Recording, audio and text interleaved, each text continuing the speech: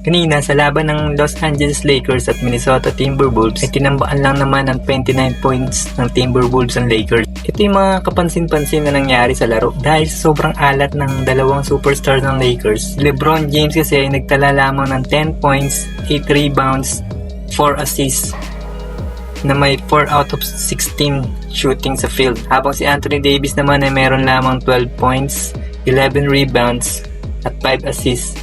Siya naman ay merong 4 out of 14 shooting sa field. Pati itong si Dalton Knecht na sinasabi ng ibang fans na naging third option na nga doon ng LA team ay inalat din dahil nagtala lamang siya ng 6 points sa 3 out of 8 shooting in the field.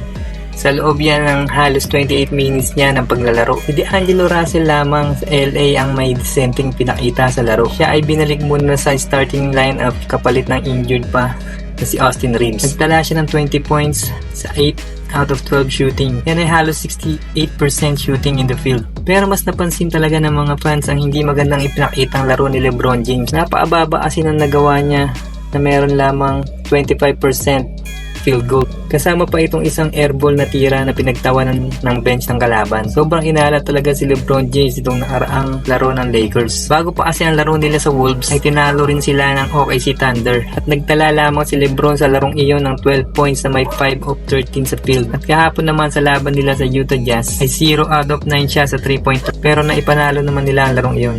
Sa katunayan nga sa sobrang alat ni LeBron kanina sa laro ay halos wala nakapansin sa stat ng kalaban nila na si Anthony Edwards. Nagtala lamang si Edwards ng 8 points at may 3 out of 13 lamang sa field. Yan ay dihamak na mas mababa sa nagawa ni LeBron dahil yan ay halos 23% shooting lamang. Ngunit salamat sa kanyang mga kakampi at nadala nila ang Timberwolves sa panalo na ngayon ay meron ng 10 wins at 10 losses at nasa 11 seed sa West standings.